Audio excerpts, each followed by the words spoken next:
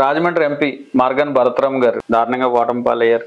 మీ విశ్లేషణ ఏంటి? అసలు కార్యకర్తలన్న వాళ్ళని పక్కన పెట్టి వాలంటరీ వ్యవస్థ తీసుకొచ్చి ఈ దుస్థితి ఏర్పడింది అనేది అప్పుడు చంద్రబాబు నాయుడు చేసిన తప్పు ఒక రకం అయితే జగన్ గారు చేసిన తప్పు ఇంకో రకం. ఈ వాలంటరీ వ్యవస్థ వచ్చిన తర్వాత కార్యకర్త అన్నవాడు ఇది అయిపోయాడు. పార్టీని నడిపించడంలో ఎక్కడ ఫెయిల్ అయ్యారండి అసలు? అలాగే నియోజకవర్గం కమిటీ వేయాల. ఈవేళ రాజమండ్రి పటిష్టమైనటువంటి వ్యవహారం నడుస్తున్నాయండి. అంటే మీ పార్టీలో మాట మీద నిలబడే నాయకులు లేరా? ఒకటి సార్, ఎవరి మనస్తత్వం వాళ్ళకి లేదంటారు. ఈ డబ్బులు పంపిణీ వ్యవహారం ఎవరైతే చూసారో వాళ్ళు సక్రమంగా చేయలేదన్న ఒక ఆరోపణలు ఉన్నాయి. చాలా మందికి డబ్బులు వెళ్ళలేదని తెలిసింది. నాలాంటి వాడిని ఇంత సీనియర్ గా ఉన్నవాడే రాజకీయాలు అంటే చిరాకు పుట్టే పరిస్థితి వచ్చేసిందండి. నమస్కారం ఫ్రెండ్స్, ఏపీ ఎన్కౌంటర్ మీడియా ప్రత్యేక ఇంటర్వ్యూలు గత కొంతకాలంగా చేస్తూ వస్తుంది.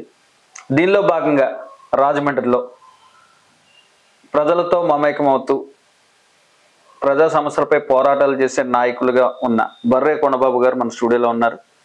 ఆయన గతంలో కూడా కొన్ని సందర్భాల్లో సంచలనమైన ప్రకటనలు చేస్తూ పార్టీలో ఆయనకంటూ ఒక ఫైర్ బ్రాండ్ కింద లేదా ఒక రెబల్ స్టార్ కింద ఆయనకి పేరుంది.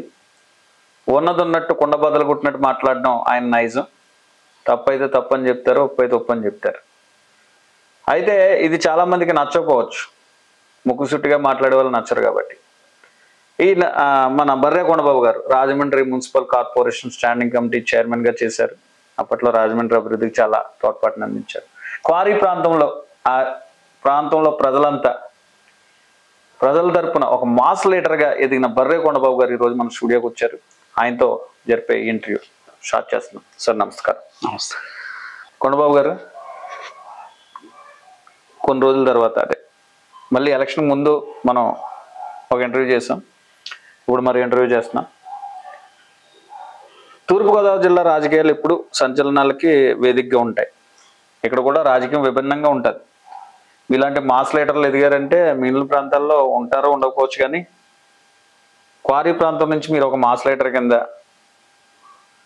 ఎంత ఇక్కడ ఎమ్మెల్యే స్థాయి వ్యక్తులు కూడా మీ మాటకి విలువిచ్చే పరిస్థితులు ఉన్నాయి. అటువంటి మీరు ఉన్న YSR Congress party Rajahmundry MP Morgan Bharatram గారు మొన్న ఎలక్షన్లో దారుణంగా ఓటమి పాలయ్యారు. పార్టీ కూడా రాష్ట్ర వ్యాప్తంగా ఓడిపోయింది. అసలు దీని మీద ఒక సీనియర్ నాయకుడి కింద మీ విశ్లేషణ ఏంటి? అసలు మీరేమనుకుంటున్నారు? అంటే ఏ పార్టీ అన్నా ఏ నాయకుడన్నా అండి, కార్యకర్తలని విస్మరిస్తే ఎవరికైనా మనుగడ ముప్పే, ఎవరికైనా ముప్పే. ఓకే, రాజమండ్రిలోనే కాదు రాష్ట్ర వ్యాప్తంగా కూడా, రాజమండ్రిలోనూ ఒకటి మాట్లాడటం లేదండి, రాష్ట్ర వ్యాప్తంగా కూడా కార్యకర్తలు అన్న వాళ్ళని పక్కన పెట్టి వాలంటరీ వ్యవస్థ తీసుకొచ్చి వాలంటరీ వ్యవస్థ నడిపించారు. వాలంటరీ వ్యవస్థ మంచిది కాదా అంటే మంచిదే, ఎవరు చేయలేని పని వాలంటరీ వ్యవస్థ. అంటే గ్రామ స్వరాజ్యాలు రావాలని చెప్పేసి ఒక ఆయన చెప్పిన ప్రకారంగా అప్పుడు ఆ గ్రామాలు బాగుపడాలంటే ఖచ్చితంగా గ్రామ స్వరాజ్యాలు రావాలి. అలాగే పట్టణాల్లో కూడా ఆ యొక్క ప్రభుత్వమే ప్రజల మద్దతుకి వెళ్ళినట్టు కనిపెడతా ఉంటుంది. అది పెట్టడం తప్పని ఎవరు అనరు, అది పెట్టి వాలంటరీ వ్యవస్థ కానీ లేకపోతే ఇతరత్ర అన్ని పెట్టడంలో తప్పని ఎవరు అంటానికి ఉండదు. కానీ అలాగని చెప్పేసి వాలంటీర్లు ఓట్లు వేయిస్తారంటే ఓట్లు వేయించే పరిస్థితి వాళ్ళకు ఉండదు. కార్యకర్త అనేవాడు ఒక్క రూపాయి ముట్టుకోకుండా, వాళ్ళకి జీతాలు బత్యాలు లేకుండా పార్టీ కోసం ప్రాణం పెట్టేటటువంటి వాడు కార్యకర్త. రాష్ట్ర వ్యాప్తంగా కూడా కార్యకర్తల్ని సరిగ్గా పట్టించుకోకపోయినందువలన ఈ దుస్థితి ఏర్పడింది అనేది నేను భావిస్తూ ఉన్నాను. ఎందుకంటే కార్యకర్త అనేటటువంటి వాడు పార్టీకి ఎన్నుమొక్క. ఓటు వేయించాలన్నా, అవతలతో ఆర్గ్యుమెంట్ చేయాలన్నా, లేకపోతే ప్రజల్లోకి చాలా భారీ ఎత్తున పథకాలు ఏవైతే ఉన్నాయో అంటే ప్రచారం చేయాలన్నా, ఇప్పుడు పథకాలు చాలా పెట్టారండి, అలా పథకాలు ఇంప్లిమెంటేషన్ చేయగలరు వాలంటీర్లు. అంటే ఇప్పుడు పెన్షన్ ఉందనుకోండి, పెన్షన్ పట్టుకెళ్ళి వాళ్ళకి అందజేయగలరు. అలాగే రైస్ ఉందంటే రైస్ పట్టుకెళ్ళి ఇవ్వగలరు, ఏదైనా చేయగలరు. కానీ ఈ యొక్క కార్యకర్తగా పనిచేసే పరిస్థితి వాళ్ళకు ఉండదు. ఎంప్లాయీస్ గానే ఉంటారు వాళ్ళు. కానీ ఇప్పుడు పరిస్థితి అదే వచ్చింది. ప్రజలను పార్టీకి కనెక్ట్ చేయలేదండి. అంటే కనెక్ట్ చేసినట్టు అనిపిస్తుంది కానీ కనెక్టివిటీ కాదు అది. లేదండి, అది కాదండి. ఇప్పుడు పార్టీ ఇప్పటికైనా సరే కార్యకర్తలకి సరైన ప్రాధాన్యత ఇచ్చి కార్యకర్తలని రాష్ట్ర వ్యాప్తంగా ఉంచినట్టయితే పార్టీ మనుగడ సాగుతుంది. కానండి ఇప్పుడు వాళ్ళు ఉన్నారండి, తెలుగుదేశం ఉన్నారు. తెలుగుదేశం వాళ్ళు ఏం జరిగింది, వాళ్ళకి జన్మభూమి కమిటీల పేరు చెప్పి అది మేమే విమర్శించేవాళ్ళం, దాంట్లో కాదంటాం లేదు. కానీ వాళ్ళు నిర్మాణం చేసుకున్నారు, జన్మభూమి కమిటీల ద్వారా నిర్మాణం చేసుకున్నారు. 5 ఏళ్ళు పదవిలో లేకపోయినా సరే మళ్ళీ పదవిలోకి వస్తే కార్యకర్తలు మమ్మల్ని బాగా గుర్తింటారు, మమ్మల్ని సరైన రీతిలోకి వెళ్తారు అనేటటువంటి భావంతో కార్యకర్తలు పటిష్టంగా ఉన్నారండి. అందులో ఇక్కడ ఏముందంటే ఈ వాలంటరీ వ్యవస్థ వచ్చిన తర్వాత కార్యకర్త అన్నవాడు ఇదైపోయాడు. దగ్గర చేసేంటి, గృహసారథులు రండి, కన్వీనర్లు రండి అంటే గవర్నమెంట్ రాలేదండి. దగ్గర చేశాక 5 ఏళ్ళు మమ్మల్ని వదిలేశారు, ఇప్పుడు మమ్మల్ని రమ్మంటే ఎలా వస్తాం. ఇది పార్టీకి ఇది పెద్ద దెబ్బ అండి. ఏ పార్టీకైనా దెబ్బ ఇది, ఒక వైఎస్ఆర్సీపీ అనేది ఏం కాదు. ఏ పార్టీకైనా సరే కార్యకర్తలు లేనటువంటి పార్టీ ఎన్నుమొక్క ఇరిగిపోయినట్టు లెక్క. 2014 నుంచి 2019 వరకు ప్రస్తుత ముఖ్యమంత్రి చంద్రబాబు నాయుడు సారథ్యంలోనే అప్పుడు ప్రభుత్వం నడిచిందండి. అప్పుడు జన్మభూమి కమిటీల పేరుతో పెట్టారు. జన్మభూమి కమిటీల మీద తీవ్రమైన అవినీతి ఆరోపణలు వచ్చాయి. ఆ నాయకులు కానీ వాళ్ళ గ్రామాల్లో వాళ్ళు చేసిన అరాచకాలు కానీ లేకపోతే వాళ్ళ సంక్షేమ పథకాలు ప్రజలకు అందకుండా చేసిన విధానం. అప్పుడు టీడీపీ ప్రభుత్వం 2019లో ఓడిపోవడానికి జన్మభూమి కమిటీలు కూడా కారణం. అయితే 2019 నుంచి 2024 వరకు వాలంటీర్ వ్యవస్థ పెట్టారు. అప్పుడు చంద్రబాబు నాయుడు చేసిన తప్పు ఒక రకం అయితే జగన్ గారు చేసిన తప్పు ఇంకో రకం. ఈయన ఏం చేస్తారు, వాలంటీర్లకి ప్రజలకి కనెక్టివిటీ పెట్టి నాయకుల్ని కార్యకర్తలని కట్ చేసేసారు. ఈ నాయకులు కార్యకర్తలు ఎప్పుడైతే కట్ చేస్తారంటే మీ భావమే నేను చెప్తున్నాను అంతే, కట్ చేస్తారు. అప్పుడు పార్టీ వీక్ అయిపోయింది, పార్టీకి వెన్నుముక్క విరిగిపోయిందని చెప్తున్నారు మీరు. అయితే ఇక్కడ రాజమండ్రి వరకు వచ్చేసరికి ఎంపీ మార్గాన్ భరతరామ్ గారు కానీ లేకపోతే నగరాధ్యక్షుడు అడపా శ్రీహరి ఇంకా కొంతమంది గుర్రం గౌతమ్ ఎవరన్నా ఉండొచ్చు, వీళ్ళంతా పార్టీని ఇంతమంది ఉండి పార్టీని నడిపించడంలో ఎక్కడ ఫెయిల్ అయ్యారండి అసలు? అంటే 42 వార్డులో ఉన్నటువంటి ఇన్ఛార్జీలు సిటీ అధ్యక్షుడు అక్కడ నిర్మాణం చేయాలండి, వార్డు కమిటీలు వేయాలా, బూత్ కమిటీలు వేయాలా, అలాగే నియోజకవర్గం కమిటీలు వేయాలా, ఈ కమిటీలన్నీ వేయాలా. ఈ కమిటీలు అవన్నీ వేయాలన్నప్పుడు అది వేసినట్టయితే ఈవేళ రాజమండ్రి పటిష్టమైనటువంటి వ్యవహారం నడుస్తున్నాయండి. ఇప్పుడు ఈయన ఎంపీ గారు ఎంతసేపు తన డెవలప్మెంట్, ఇప్పుడు ఢిల్లీ వెళ్ళాడు అనుకోండి, ఢిల్లీ వెళ్ళి డైరెక్ట్గా ఇంటికి వెళ్ళాడు. ఆయన డైరెక్ట్గా ఎక్కడికి వెళ్తాడు, ఎక్కడ సమస్య ఉందో అక్కడికి వెళ్ళిపోతాడు. కానీ అది మేము కళ్ళారా చూసిన రైల్వే ఎయిర్పోర్ట్కి వెళ్ళి కానీ లేకపోతే ఆయన వచ్చినప్పుడు కూడా వెళ్ళే వాళ్ళు కాబట్టి అలా నడిచింది. కానీ ఇక్కడ ఉన్నటువంటి వాళ్ళు అది ఆయనకుండే ఇమేజ్ని అంతనే పాడు చేశారండి. ఆయన కష్టపడి పనిచేసినా ఒక సింగిల్ మ్యాన్ పనిచేయాలంటే ఇది అయ్యేది కాదండి. ప్రజల్లోంచి వెళ్ళాలా, కార్యకర్తల్లోంచి వెళ్ళాలా, నిర్మాణం సరి జరగాల. ఇది ఇక్కడ కూడా ఏంటంటే ఇన్ఛార్జీలందరిని పక్కన పెట్టి వేరే యాంగిల్లో నడిపించారు. వేరే యాంగిల్లో నడిపించడంతో ఇది ఎప్పుడు ఇంతవరకు జరిగినటువంటి ఎలక్షన్లో ఏ ఎలక్షన్లో నేను చూడలేదండి. ప్రత్యక్షంగా పాల్గొన్నాం, పరోక్షంగా పాల్గొన్నాం. కేటగిరీ అనేది 4 భాగాలుగా ఉంటుంది సార్. ఒకటి, ఎవడో డబ్బులు ఇచ్చినా లేకపోతే ఎవడో కొనేసినా, నెత్తి మీద బంగారం నిలువున బంగారం వేసినా, ఏది చేసినా కానీ ఓటు బ్యాంక్ అన్నది వాళ్ళ పార్టీకి తప్ప వేరే పార్టీకి ఏడు అవడం ఎలా వేయాలంటే ఒక కేటగిరీ. ఇంకో కేటగిరీ ఏంటంటే అన్ని పార్టీల దగ్గర తిరిగేస్తాడు. ఈ ఎలక్షన్ అంతా ఇంకా అతను అదే పనిగా ఉంటది. అతను ఎవరికి డబ్బులు ఇస్తే వాళ్ళకి అక్కడ కూడా అన్యాయం చేయడు. ఇప్పుడు వాళ్ళ కుటుంబాన్ని 10 మంది ఉన్నారనుకోండి, 10 మంది అందరి దగ్గర తీసుకుంటాడు. అక్కడ ఎవరి వాళ్ళ దగ్గర అయితే తీసుకుంటే వాళ్ళకి అన్యాయం చేయకుండా 2 ముగ్గురిని అలాగా పంచుకొని అందరికి సమన్యాయం చేస్తాడు అతను. ఆ ఓటర్ని కూడా మనం అంటాను లేదు. ఇంకో బ్యాచ్ ఉంటారండి. ఆ బ్యాచ్ ఏంటంటే గెలిచే పార్టీకే ఓటేద్దాం, అది అలాగే స్తబ్దతగా ఉంటారు. వాళ్ళు గెలిచేదానికి వేద్దాం, మనకి ఎందుకు ఈ పాటలు నేను అన్నట్టు ఉంటారు. ఇంకో బ్యాచ్ ఎలా ఉంటారంటే, ఓటర్లో ఉండే మనస్తత్వం చెప్తున్నాను. ఇంకో బ్యాచ్ ఎలా ఉంటారంటే, ఇక్కడ ఊళ్ళో ఉండరు, వలస వెళ్ళిపోతారు పనులకి ఎక్కడెక్కడికో. వాళ్ళని తీసుకొచ్చుకోవాలా, వాళ్ళకి ఛార్జీలు ఇచ్చుకోవాలా, ఓటేయించాలి, మళ్ళీ ఛార్జీ ఇచ్చి పంపించాలా. లేకపోతే వాళ్ళు ఛార్జీలు పెట్టుకొని రారు. అవును. అలాగే 4 కేటగిరీలు ఉంటారండి. అది ఏది జరగలేదు ఇక్కడ జరిగిందంతా ఏంటంటే పోల్ మేనేజ్మెంట్ సమన్వయంతో జరగలేదు. నాయకుల్ని ఓటర్లకి కనెక్టివిటీ లేదు, సమన్వయం అనేది చేయడం ప్రాపర్ గా జరగలేదు. అది అక్కడ దెబ్బతిన్నారు. భర్త గారు తెలుసుకోవాల్సింది కూడా ఏంటంటే సాధ్యమైనంత వరకు అంటే తొలిసారి పోటీ చేశారు, అది 1,20,000 ఓట్ల మెజార్టీతో ఎంపీగా నెగ్గేశారు, అది వేరే సంగతి అండి. కానీ రెండోసారి ఇలాగా తేడా వచ్చింది కాబట్టి ఇప్పటికైనా సరే ఆయన మేల్కొని అసలు ఏ రకంగా చేస్తే బాగుంటుందో కొంచెం సీనియర్లతో వాళ్ళ మాటని జాగ్రత్తగా గతంలో ఎలా జరిగింది, ఎలా జరగబోతుంది అనేది వాళ్ళ మాటలు ఈయన మాటలు వాళ్ళు వింటే రేపు పొద్దున భవిష్యత్తు ఉంటుంది తప్ప, లేకపోతే ఇలాగే అయితే ఎప్పటికైనా ఇబ్బంది అండి.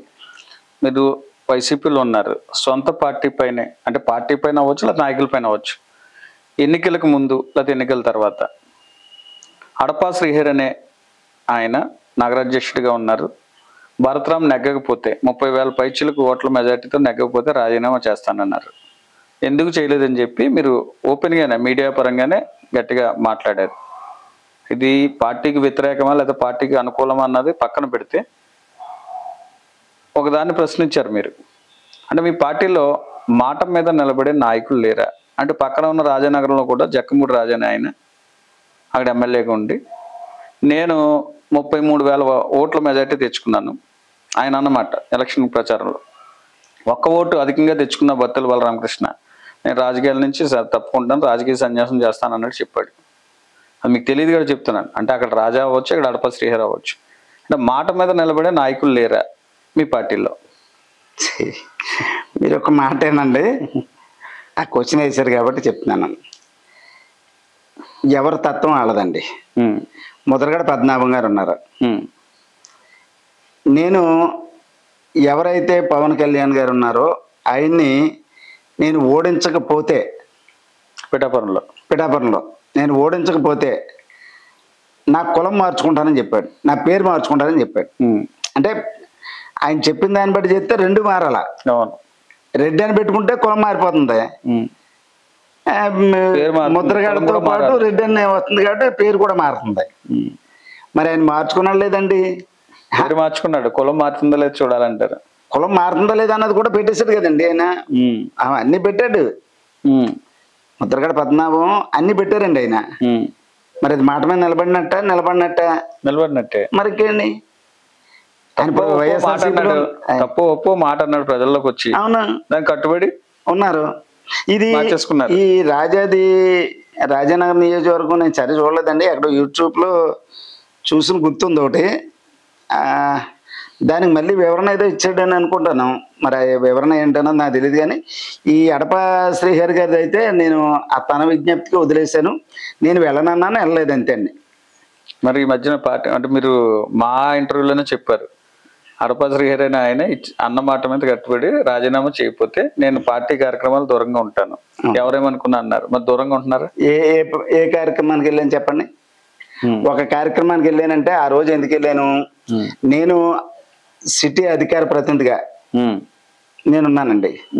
సిటీ అధికార ప్రతినిధిగా నేను రిజైన్ చేయడానికి అని చెప్పేసి వెళ్ళాను పార్టీ దగ్గరికి.